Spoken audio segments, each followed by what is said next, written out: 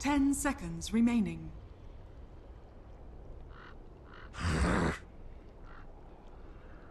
Radiant team ban.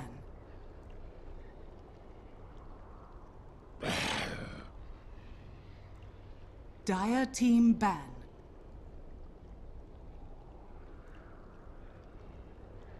Hello everybody and welcome back. After what was a bit of a break, we are here for our second and last best of 3 of the night for the ESL One Frankfurt 2016 qualifier. The Danish Bears going up against Polarity, see who will advance themselves through into the quarterfinals of this double elimination qualifier for the European region.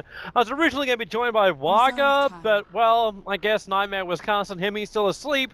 So luckily I had Mobpax who was able to stand in at the last moment. So Mobpax, it's wonderful to have you back. Yeah, I make my glorious return. So we get Danish Bears, Polarity. I am like totally unprepared.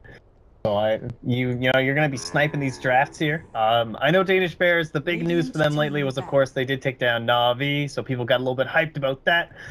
And then other than that, it's just the Pigman check Alchemist, which just got banned out. So that's all my Danish Bears knowledge. We're done pretty much. Well, luckily I've been casting these guys almost non-stop, and I know a lot of these guys from the past of Dota, as Rise is obviously a guy that dates back to the old Warcraft 3 Dota as well.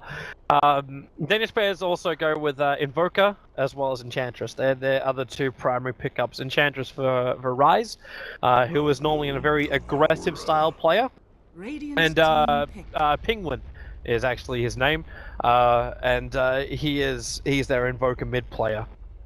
Yeah, Danish Bears kind of fell off the cart a little bit after their victory over Na'Vi. They were playing really nicely. Thought, hey, these guys can be amazing, and then they just lost game after game. Or the games they did when it didn't look very confident, like appealing at all. And then they played in a series last night, I believe it was. A game of theirs I casted in the EC League. Yeah, up against Vega Squadron, where they actually 2-0'd out Vega. And it wasn't just like it was solid play.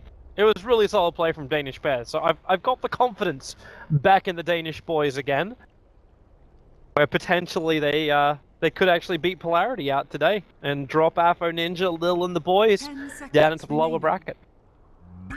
Yeah, and it's nice that those like, it looks like they're on a 4-game win streak right now. And those did also come without the Night Stalker and Alchemist, which is like every time I've cast them, basically they just go Night Stalker, Alchemist 1-2. Obviously those were the two very first bans here from Polarity. So rather than having these kind of out of meta, like very comfortable heroes, they get some super in meta heroes in the Enchantress and the Beastmaster, who can make a great dual off lane from the Dire side. But Beastmaster can also hold his own there, so it's going to allow a little bit more room for the Enchantress if she wants to head mid or something along those lines. But vice versa, Polarity, they get themselves on the OD and then the Doom, much earlier pickup than a lot of teams, but they kind of have that Chinese style where they take it a lot earlier. Sorry, I'm hearing some weird ass noises in the background. I have no idea what the hell that was, but I'm fairly certain it came from the game. It's like someone whispering in my ear. Either that or I'm going. Oh, did you slide your map all the way to the side to like the river? I've done that before. Like if you put your cursor on the side, I hate that. It was on the bottom. It was on the bottom, but it sounded more like this. What makes it even more freakier is when Weaver gets banned. It sounded like the skitter that he says, like thing. I was like, oh god. I know I got a little bit disturbed a little bit with my dreams last night, but still, that shouldn't translate to real world. Okay. Let me get out of my own world of fear and move through the draft. A Doom and an OD. It's really hard for Polarity to go wrong with that. The only thing they're kind of lacking, well, I don't even say they're even lacking it when you got a Doombringer, because they've got so much damage anyway, but it's the raw physical damage I'm looking for from their core. So that's why I understand, like, you take out something like a Weaver, if Danish Bears aren't feeling like they've got enough control. And also that CK being removed. Something to which Polarity should look into, and I'm going to actually double check this was Danish Bears that did it last night, and in fact, yes, it was. They actually ran a counter to the OD. It was Zeus mid. What actually made the play was the Skywrath Mage. Just zoning the whole time or something? Pretty much. Like, it wasn't the fact that Skywrath Mage was originally involved in the lane. In that game, the Skywrath Mage actually served two functions, because he was also the lockdown against the off-lane Faceless Void. So there was no way for the Void to time-lapse himself out. So his lane presence was actually really good because of that. He would like seal when they would they started doing the damage, then he'd seal it, and then the Void would time walk out. But by that point, he didn't repair the damage done to him. So it was one of those things. I'm like, oh, that really works. And then you see just how quickly OD dies when you run a Zeus and Skywrath Mage combo against him, because he can't cast anything obviously when he gets sealed, and then you get the Veil of Discord as well applied to him. The OD didn't even last through like a Lightning Bolt and Thunder God's Wrath. Like, Arc Lightning wasn't needed, like, any other bolts weren't even required. And it looks like 8 is going to go back down that path again. Skywrath Mage be picked up, so expect the Zeus 4th from Danish Bears. Yeah, no, solid stuff. So obviously it worked out before. Let's go for it again. I got your back, Mob Backs. I got your back. You said you're underprepared. I got your back. Yeah, got to work in. Good thing too. It's so nice when you like rant on a hero like that, and then they actually pick it, and they don't just like go the whole other direction. You're like, ah, well. Yeah. Oh wow. Yeah. Then I could look like an idiot. It's like, so what are they gonna pick up? I don't know. Let me just say Shadow Demon. No. That's a warrior. Hello. Counter against the Enchantress, but this is a support Enchantress. Yeah, I don't think. Well, as far as I can tell, it doesn't look like DB have been up to any of those shenanigans with the Beastmaster that we had earlier, so definitely the more likely play that'll be coming out there, especially on the dire side. Yeah. So, it's also because it's Rise playing it. Is one of the primary reasons. I'm just wondering if you really want to run you want to run the Zeus because it's the combo you're building towards. But up against a Nurse of Warrior, you want to know something hilarious? Is if they do it, I feel so amazing, and I've already felt so amazing today. Where you actually get something more like a Pugna. Invoker. Just hardcore. Oh, well, I guess if Invoker's left in the pool, you can take that instead of the Zeus. That is an acceptable choice. That's also fine.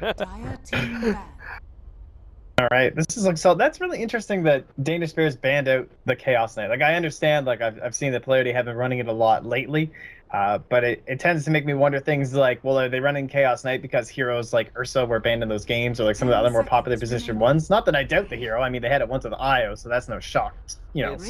It's a hero that even without IO is so damn powerful. Especially when you have the OD on your side, and that's the combination which Polarity been running, where they put the CK and the OD together. And there's like the OD is kind of like the easiest way to get rid of illusions. If you're not actually going to pick up something like an illusion killer, aka Lion or something like that, then you're going to have real issues when CK triggers Phantasm and he goes in for the Manta, and he just charges you with a whole bunch of illusions. 5 seconds remaining. So that's probably the primary reason why Danish Bears took it out. Reserve time. Well, last hero here. A couple different options. It looks like they've always been running the Doom in the safe, or rather than the offlane, so not going to be like the supportish Doom. They've done the Crystal Main up against the Enchantress, pretty common. That's still in the pool if you'd like, but potentially looking for something a little bit more aggressive to like put some pressure on that Invoker, help out your OD. The Bounty Hunter was a really nice ban. I think that would have suited them pretty well here. What do you? Not many left. Tusk is really the only one that fills that majorly here. There was one hero which, I think it was Waga was tossing it around yesterday, was not that hero. It's... Okay, we're going to 4-position Doom then. The other one he was tossing around was something like a Sand King, where you look for a jungler who can initiate but give you teamfight elements. And the Sand King was like that one where he was like saying, this could be something which, like, it's in. So I stuck in the back of my mind here, but it's a lone druid pickup. Which means we run a off-lane Druid, a mid-OD, a safe-lane Ursa, with a Witch Doctor, and then Doom into the jungle to try and counter the economic advantage the Enchantress will bring. But Rise doesn't... he doesn't spend a lot of time in the jungle. When he plays that Enchantress, he's still normally like level 2, 5 minutes into the game. Because he spends most of his time rotating, or sending his enchanted creeps into lanes to give like a better lane for Penguin. Well, this Lone Druid, it's like the perfect pick right here, though, because they're going up against that hardcore greed, and Lone Druid's like so hard to gank even with Enchantress, but yeah, that's also okay. Danish bets, I really don't know about this. I know, everyone knows I'll be one of the first people to say Hedro Ranger is a wonderful hero. But in this game up against Nurse Warrior and a Lone Druid, even an OD, Astral Imprisonment, does so much for you. She has to be an aura. She has to be on the back lines at all times. I'm just looking to see if they've even... Like, this totally comes out of nowhere. It looks like they haven't executed any sort of a Drow lineup in the past 3 months or so. And they've been playing quite a few games, so this is not something I don't think Polarity were both like expecting or even maybe that concerned about. The biggest advantage I feel is like Invoker in the mid lane is not going to have a much better time just because you know they didn't commit for this 4-role hero that can really help out that much because it's going to be the Doom jungle. So hopefully your Invoker is going to be like walking over this OD and trying to slow down that other 4-man squad of Polarity while the Lone Druid gets farmed. Prepare for battle. Oh, let's good luck, have fun, come out. With an early TP already gets his ward down. Look at the... Like, Lil's already pinging almost the exact spot. He pinged this point. Even though the ward is here. He has no idea about that, so I'm assuming it's just, he's asking the Witch Doctor to throw down that sentry. But everything else looks pretty normal, so get his offlane Druid, DK Phobos, for Ninja into that mid lane. We've got the man who should never have his name pronounced, Witch Doctor, Polarity, then Lil and Pasha wrapping up the mix here with Pasha's Ursa and Lil's Doombringer. Interested to see too how much pressure DB applied to Pasha. He had a couple of games yesterday where space was just given. Like, it wasn't even worked for, it was just given. Him on that safe lane. That's like one of his CK games where he just went absolutely ham. I'm pretty excited to see this, man. I've been getting a lot of Ursa lately. China, they're not down with the Ursa. We had like 1 Ursa game in a week, I think. It's just something that they're not really interested in the meta, whereas it's a lot more popular in like EU and the NA, so it's a good game against the Enchantress, obviously. Hello, Phobos. Goodbye, Phobos. They need to do something about this bear. The very big upside, actually no, it's a Skywrath Mage and a Drow. Like, what are you even wanting to do at this point? Like, you want to go up for your aura? More than likely. This is actually one of these games from Ace where I wouldn't even mind seeing like the 3 Wraithband build over on a Drow Ranger. Yeah, that would actually be pretty good to help deal with this. Is he doing the greed? Is it really just for that block? Seriously? That is hilarious. I thought he was like gonna greed 2 waves or something there because they had such bad fight up against the bear, but not really certain who that block helps. Like, it stops Rise from getting what 1 creep, but he's still got a Hellbear and a Mud Golem. So he's not gonna be too sad about that. Yeah, I guess it must be just like a thing he uses for timing to make sure that the wave doesn't get crazy pushed. Yeah, that could be it. He's still got that like that dire creep wave underneath his own tower, which isn't the greatest thing in the world. The next creep wave's going to come in. Actually, it's going to be in the perfect spot, so it actually doesn't matter at the end of the day for Phobos. Alright, no, I just got 3 denies. That was actually so sick. The Skywrath Mage. He like crushed that first wave, so Phobos didn't get that guaranteed level 2. Dude, it's that bonus 6 damage. He does 50 damage. Yeah. You're gonna have this. You'll have to get used to this. Everyone in the castle also have to get used to this. Where I start counting damage. A little. He rotates into mid, but thanks to Hellbear that's already here from Rise, they're really not wanting to get too close up on this Invoker because of exactly this. Like, with Force Spirits, why, the first blood's actually be in a different lane? And now they'll return on the Penguin. Rise will come in, the Hellbear Smasher, that's how the blast will reach Penguin, but he Fairy Fires! Assumes that he'll stay alive. Enchantress takes the first blood on the OD, I mean the second kill on the OD. Beastmaster dies on the off lane. That's... Yeah, it looked like it was in a full wave too. Got unlucky with the cask, I guess. Cask and Malediction looks like it was the first 2 things leveled up. And that's when Hesijo must just lose the movement speed battle too. I guess Norb of Venom over on the Ursa, he's already got boots against Hesijo who does not. It's like the first time he gets hit by that Ursa, he should die. Penguin getting harassed again. As a little consumed to the last bit of mana he's got. Let that Satyr Blast go. Yeah, you don't always see this mega early pressure from the Doom, but the fact that he was able to get the Satyr is just massive. Like, sometimes the Doom just gets so unlucky and can't find one in the jungle, and all the other creeps besides, like, Wild Wing are just, like, crazy ineffective in comparison, and even that, it's much worse for the Doom, obviously, because you'd have to, like, stand still, so it's virtually useless. I feel so sad for Hester Joe. He's the only one out of his entire team that doesn't get any kind of advantage. And he's the one against, like, Pasha, who's been looking really good on the safe lane. Just for that early CS, he doesn't really miss much. Like, until I see him miss one then. But he's still 17-7. The other lanes, however, are doing terrible for CS. You've got Dro and Invoker on 14 and 13. The OD is 6 for 3. He's getting nothing out of this lane. You're getting levels on the lone Druid, so that kind of makes up for a lot of it. But yeah, it's just his Midas is not coming though. Like, that's rough.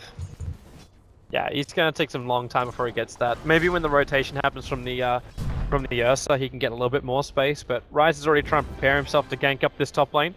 He'll pick himself up a fresh Hellbear. This wasn't looked at all by the Radiant side.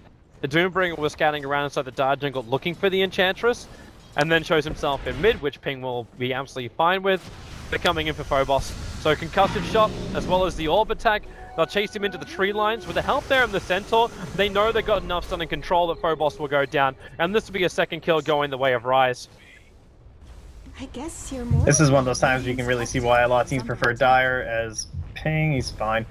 But just the fact that it's so much easier to make that sort of a wrap play with an Enchantress. And obviously you need two like directions of attack when it comes to the lone Druid, or you're just going to get roared. Oh, Hester Joe. Paralyzing cast won't bounce up though, so Fast is going to come and beat that tier 2 tower, but it really won't matter. Unless someone instantly TP'd down to that bottom lane, that Beastmaster was dead with no collateral. Wow, that is quite the ward too. That is not exactly the most common one, but extremely unlikely to get dewarded, so... Oh, okay, it is tower range. Alright, well, that's one way to deward it. Luckily we have that small little indicator circle now, right? Yeah, it was a little bit too far down. Like, the ward which they place here, that's more of the consistent one the Polarity's been doing when they look to attack, because it's far enough away from the hill sentry ward position. That, yeah, that's a big deal. Yeah. I thought it could stay up a while, but yeah, okay. Goodbye to that ward. The Ursa is still looking pretty damn good. 2 kills on the offlaner. He is the highest on the CS board by a very long way. The balance of power will start to shift in just a moment, because Ace is rapidly approaching that level 6. He bought Iron Talon's boots. He bought what? So he's just dead. Oh, Hester Joe's dead. Yeah. Iron Talon, no boots, so... I wonder even if he does have boots, if he wins. I mean, he probably doesn't get at least... Like, he should be able to position a little bit better, I would imagine. Like, he can't come back to lane without at least brown boots. Even under tower. As Pasha just made evidently clear. So just go jungle and farm. But there is this camp right here which he can farm. He had the boars doing the work there. Alright, Ace and Noya. Still don't have the level 6 over on Ace, so the damage output isn't anywhere near enough to kill off Phobos. Unless they have an extra rotation come in, which is not the case. So they go for a paralyzing cask over on Ping, Vin. No real follow-up, however, as the Doom was kind of also moving up to that top rune. Should be one of the more greedier games from Ryze that I've seen of his. Level 5, Cold Snap, Witch Doctor. Well, I think you're about to get Hester Joe back into the happy world. Kill over on the Witch Doctor, goes back to his farming, almost has level 6. Yeah, that's pretty rough. That's gonna be slowing them down, helping him out, but Pasha gets a little bit of space down bottom. They really want to knock that tower down so they can try and like open up Roshan before it's too easy for DB with this Drow lineup. Lil? Ace, we're gonna cold arrow off. Doom, he's still sitting around with the 5 armor, so it's not that bad, but you still see the damage as well from Ace. Quite high, they've lost the Skywrath Mage, Ryan's gonna keep them alive, and Phobos keeps the battle going. They got Malediction currently triggered on that Drow Ranger. But she's got the movement speed to get away. A lot of heroes rotating up to do something about the Drow to only lose the Skywrath Mage. Maybe not that bad of a trade-off here for DB. Yeah, that was looking pretty scary, those cast bounces, but not getting bodied out by the RNG this time. So Pasha's got the Mask of Madness, he's got a smoke, he's ready to roast when the time calls for it. They have no vision down bottom except for this Hawk now. Mid. Yeah. Screw Roshan for now. If he can get a kill on this Invoker, it's gonna be even better. And Pigman, because he didn't have any points up in the Wex, he couldn't channel Invis. So he tried to just bring up the cold wall, but Gus was already past it by that point. Yeah, that's a nice little play. Expecting it to be the Roshan, so the Hawk just kind of sits there like, oh, that's weird. Where'd he go? Pigman just kind of gets dumpstered in the mid lane, and that already puts him up to 700 gold after phase. He just got that Mask Madness delivered. Man, that Blink Dagger is going to be fast, and they, like, it's basically going to be Drow who can, like, push him off people. They don't have that many direct stuns. Wish him the best of luck keeping Pasha off anybody right now. God, he's unbelievably fat.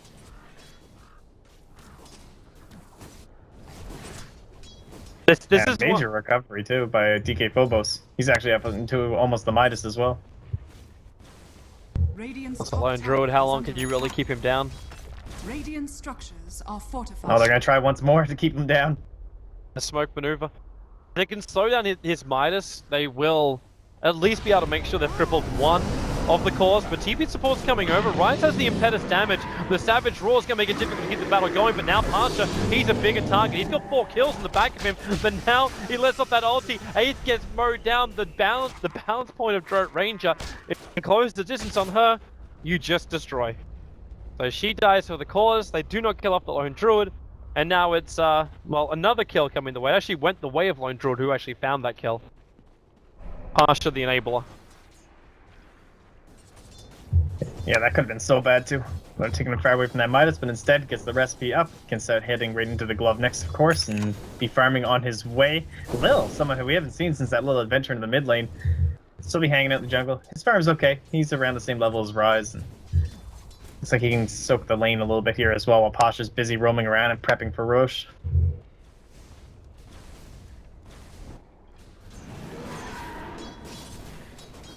I'm trying to have positive thoughts about this game, man, and I'm struggling to do so. Unfortunately, I can't listen to my grandmother who says if you can't say anything nice, don't say anything at all. Because that'll make it really awkward and pressuring for you. Yeah, we don't actually have manners in Canada, so we don't have any of that stuff. I'm sorry. That's the right response, right? Got him. Oh. Noya. Dr. Invis rune. Yeah, that is worse. perfect. If he could just wait till they group up a little bit closer. Actually, don't even wait anymore. Just go on Ace, Paralyzing Cask. You can maledict him up, and actually kept walking so he could avoid the gust. Kind of odd that would happen. Like, you could have even imprisoned and then just split to multiple sides, so the gust wouldn't be as effective. Radiant's top tower has been By the way, denied. I suppose they still deny the tier 1 tower on top. Yeah, Hester Joe also went home. I don't know if he just got zoned out by Lil or what. That seems a little bit odd. But either way, more tower pressure here. Dire's bottom tower is under attack. What about Ping? Let me see Ping Vin. He's got the Midas now flying out to him. That's pretty solid. He's actually, like, he's not too far behind. He's still on the same net worth as the OD, and you really can't keep a good OD down. The funny thing is, Avfire hasn't really controlled much with imprisonment. Like, that's the bread and butter of an OD early on for, like, rotation ganks, but instead he's just waited it out, waited for DB to have some unfavorable plays in other lanes, and just keep farming up and getting his levels in the mid. Yeah, this game it's going to explode when Pasha gets this Blink Dagger. I'm actually just feeling so sorry for them. And is it 12 minutes? He's got enough gold for it now. Yep. Blink, Mask of Madness, face boost. What does he get rid of? He could give the smoke over to his teammate, but he'll get rid of the shield instead. Just needs a target. Any target will do. The Observer was going to see Ace for just a fraction of a second. He would love to have a crack. If he goes a blind blink here, he'd actually kill off Scarab's Mage. But it's the middle lane where they're initiating on Pink Vic, and Ace rotates over to get a revenge kill onto Afo. He got a DD rune, like, really? And now, yeah, Pasha. Goodbye, Ace. Oh, the Gust still won't be enough. The Gust is never enough in that case. And Hester Joe's also doomed up. So he's moving over to the Ancients. Unfortunately for him, there's only 2 Ancient Rock Golems there. There's even the big Granite Golem available. So the Doombringer ensures the kill. chasing him into the corner. And now they take Roshan on the end of the double damage rune. This is someone who's tanky and tend to actually last through Roshan. Talk about being like destined to lose this game or something here with that happening. Like DD, oh, there's a kill, oh, another kill, oh, I found some Roshan to kill on top. Alright, that's like the stamp in this early game to the side of Polarity. Yep. Massive lead. Oh, look at the net worth chart. Oh, it's gross. Oh, is my sorting the wrong way? Oh, no, that is team sorting. Okay, no, it's not turned on. Alright. Oh, rough stuff. Yeah. 4 out of the top 5 belong to Polarity at the moment. The Invoker's still nipping at the heels, and he'll actually get up there right now as he uses his hand at Midas. But still, you're gonna start like losing buildings. We saw the power of it with No Diggity earlier today when they ran that lone druid. You take one fight and then you go into a push. Obviously, we're looking at Radiance at that point. You had a little bit more on the bear, but you're 13 minutes in and you got a lone druid at level 11. And you got an Ursa warrior who's doing so much damage. It's easy for them just to force out the lanes if they want to, especially against tier 1 towers. I mean, Lil even has a blink. Like, what? 4 position to Doom? Jungle? He's got a blink rate to roll, now what? If he dooms either Invoker or Drow, there's like just one less person to even try and deal with Pasha. Dude, I would actually just like Doom every time on Invoker, if possible. And Infernal Blade the Drow. Scorched Earth and Infernal Blade, like you're gonna keep up with her anyway. Because the sun, like, it just holds there, you'll be fine. Let's all your abilities come off. I'm just gonna start building drums on everyone. Like Lil could big, like either he gets Vlads or something, and then Ninja just buys drums or something. But this is just no reason to even split up again, other than the lone druid, really. Yeah, she got Rod of Atos coming out for Rapper by the looks of it, with a VIP booster pickup. Oh yeah, that'll be nice too. Just for like now, there's just no possibility of contesting or even trying to pull the waves. Oh, they smoked under a ward. They're turning into a split push at the moment. Pink can actually just leave the catapults down here, because they converted one for their own cause. Who's actually got that helm? Sorry, the helm of the Dom belongs to the Drow. They have a sentry down bottom here. They could go for this even with... So they know? They find Rise. Rise gets doomed, and Ping needs to TP out right now. If you want to wait long enough, you could resummon up some Force Spirits, and Rise will actually survive. One of kind of the worst heroes to actually doom, and she's already got her sprites off. So she can't physically attack her down, and the sprites will do more than enough work to keep her alive, as Pasha will just solo kill Hester Joe. It's actually gonna be like an 18-minute Ags as well for the Ursa. Yeah, I mean, they already are lacking so many. There's just none of these options that you traditionally see up against the Ursa, and even if they were there, the Aghanim Scepter coming out much earlier than usual, and all at the same time, TK Phobos just farming up on the side lanes and keeping everything under control. He's like, don't worry guys, I'll just get the Radiance just to make sure that we're definitely going to win this game in case you weren't sure quite yet. Still can't... I'm trying to understand the DB draft. This is where my brain is currently getting stuck on, where I'm like, okay, I can understand everything until, like, when the Skyward Mage picks up, like, I understand what they wanted to do, but I think DB lost their own way in their own draft when they did this. Like, okay, we're gonna have that wonderful magical combination. Well, Invoker's a magical dealer, isn't he? Ah, he should work as well. And we just use the Skyward Mage for the same counter against the OD. So that was the play. But then they couldn't zone out the lone druid enough, and they had no presence really over the Ursa. It wasn't great that Hester Joe also ended up like beating 2 kills to Pasha, and then his second rotation ended up also with like that assist up on top lane against the Drow Ranger. All these things just work really well against her. Yeah. I think Drow wasn't the pick, and neither was Invoker. They needed a Zeus. They needed a magical burst damager. They went from magical burst pop to physical with the Drow Ranger pickup. Like, that's the change up. Or some kind of hybrid.